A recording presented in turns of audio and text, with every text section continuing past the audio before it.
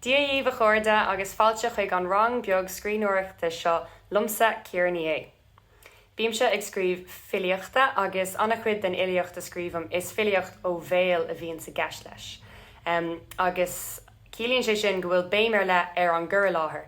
Ní hamháin focail an dáin féin ach an chuí gomíonn siad á rágam, an chuí a bhogam mo curp agus mo aig agus an teagháil a bhíonn sa gom leis an lucht féchan a freisin.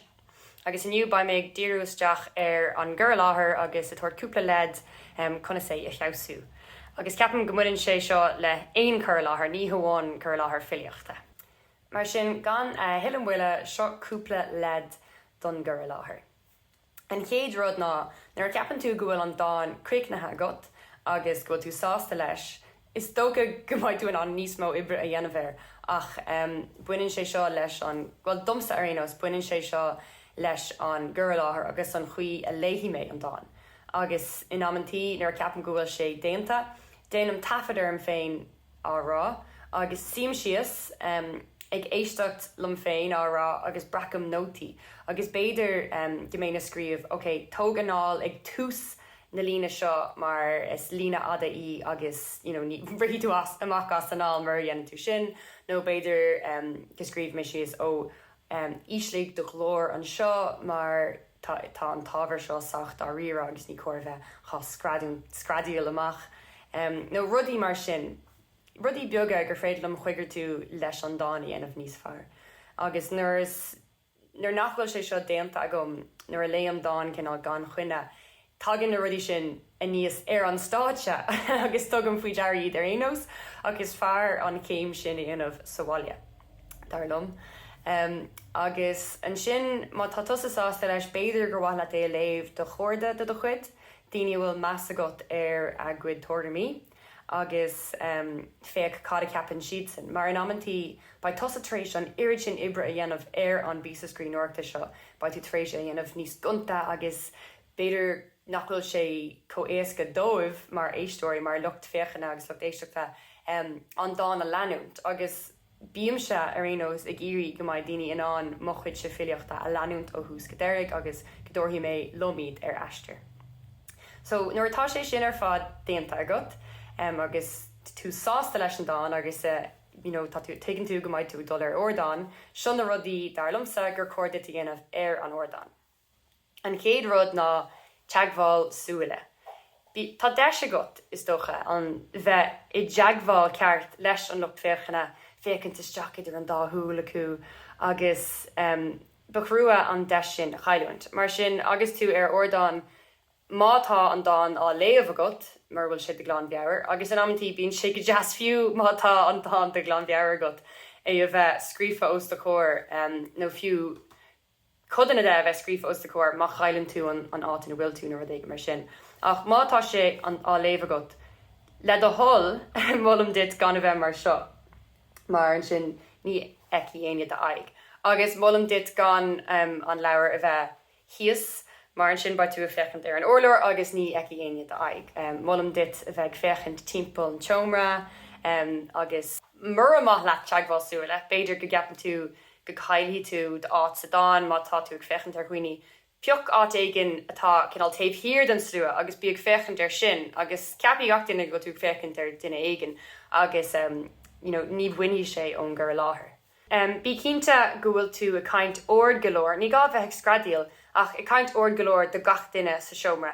Agus is féidir leat é sin a cín tú go hanna éasca ní gá dit achará an féidir le gach duine mé a chlustáil agus mur féidir le daoine ortha tú a chlustáil béidir gur féidir le bug isteach nó béidir gur gá dit se dul níos cuire don mic nó rud a cínt mar sin. Mátá mic ann agus nach bhfuil taithí agat a bheith pléile sin, mlam dit a bheith ag an léamh beag an lua, le gur féidir leat dul ar an ordáin agus trí le bhaintás agus má tá duine fuama ann gur féidir leat aráló céim tachar ón mic ar cordam a bheith agus na rudí sin ar fad. Nuair thosaigh me se amach ag déanamh filiochta bhí cinál agla orm mar orintha is gaiad a bheith an a garden mic agus orintha cruthaíonn sé sin macála ach inéis tá fálamthe agam go bhfuil tú an ceiste chuir a roioine cabhraáil rihré agus ní gaiad a bheith flaiciúla sin nuair haon tú ar an ordáin os cór an slua. Fuam nu. An bhfuil an lucht éisteachta in an fuam na bhocail a chlustáil i gceart.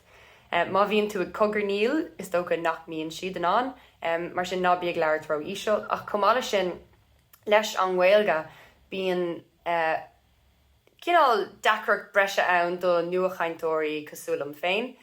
Bíam se ag dul changlan.ie agus aber.tcd.ie agus síhan mar sin agus bíam se ag seola teachtarachtaí chuig cordalum le cinn tú go bhfuil gach focail a bhúmnú a gceartta gom. Agus an ammantí déanaan gach duine botún agus tá sé sin is sin cuid den saoil, déanam se féin é méle agus becordum bheith lífa i méle freisin mar go mín tú nervhíseach ar an ordáin.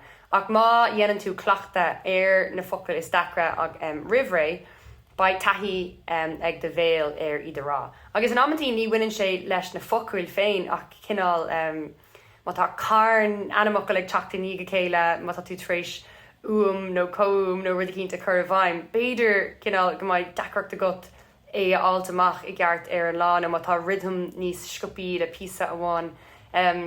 Becordid idir fád a bheith cleachtathe agat agus ar an lá becordid do chuid ama thógant agus bheith cínta go dtí gach duine cáiltárá agat. Is bí cínta nach leithríonn tú rós scopaí dar nóí. Ceapam go míimiid ar fád ag irí líofacht a chur an úl agus muid ar ord an gcóirtha má tá dá árá agat bhil at léirú go bhfuil gohéilge ar de tholagat ach ag an am céine má bhíonn tú a caint róscopaí ní hiigí aine cáiltárá agat.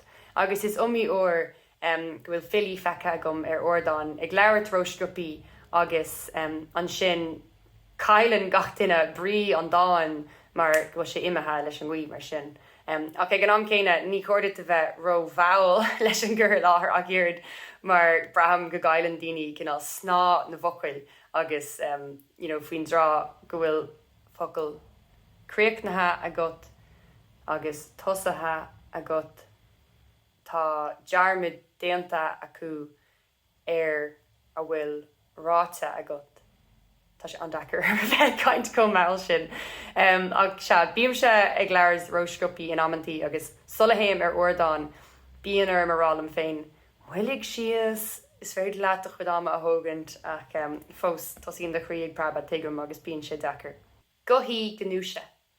Seo an chuí úsáidan tú de aig agus an dáin a rec agat.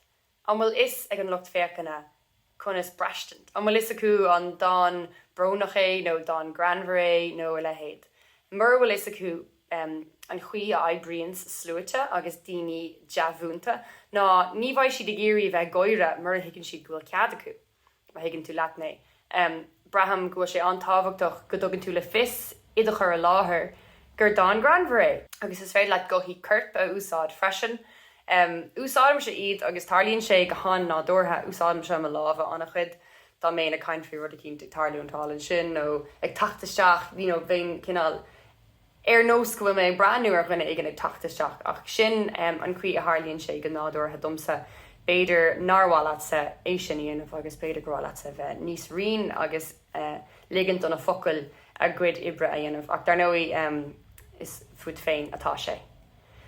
Tásúla gom gréibh sé sin cereach sin mo chuid ledanna madidir le conas dáin rec óscóir slua agus a caiint ar a bheith ag rec tásúla gom go bheici mé cuid a gcuibh ag rec an ihe filiíochta rátheangach a agriam go minic nuair atá an saoil a rais mar is ceart.